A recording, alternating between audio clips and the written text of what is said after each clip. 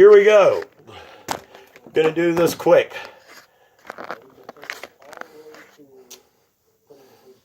All right, we're gonna start with a 3/4 inch T-fitting. Okay, this one's 4 inches long. I use jam nuts instead of Teflon tape. If you put on Teflon tape, put it on clockwise and get it nice and tight. All right, so then we're gonna put on the barrel. Okay, right here. It's just a 3/4 inch pipe. You can make it whatever length that you want. Here's the deal. No matter whatever length that you make this thing, you make sure that this inner pipe, and all this is right here on the parts list, and if you watch the video, you can kind of see everything that's going on. All right, you want this inner pipe just a hair longer than your outer pipe, okay? Once you get your outer pipe on, and you want it kind of right in the middle, okay?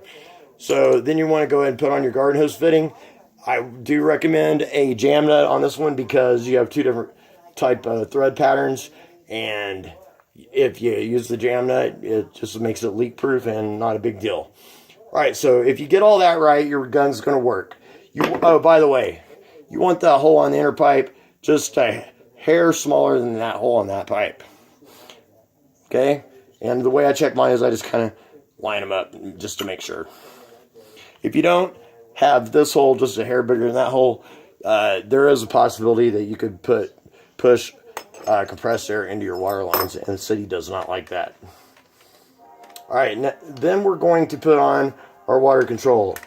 Now this is just going to screw right onto here because we're going to use a jam nut.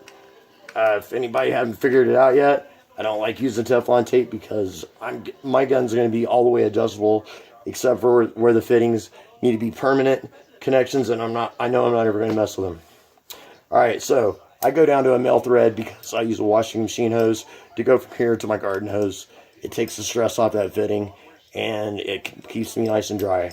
If anybody doesn't have a washing machine hose, you can always just convert it over from male back to female.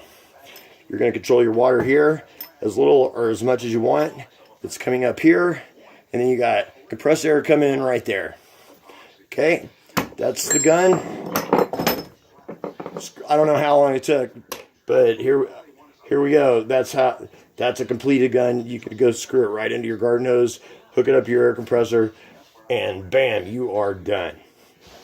Oh yeah, you can put a little tip shaper on there if you want. If you do reduce the tip, make sure you still have a big hole. All right, like it, subscribe it. There's a whole bunch of more cool videos coming up about this gun. I got some upgrades that we're gonna do. I mean, trust me, it's gonna be neat, and I'm gonna be doing a series. This is video number 1.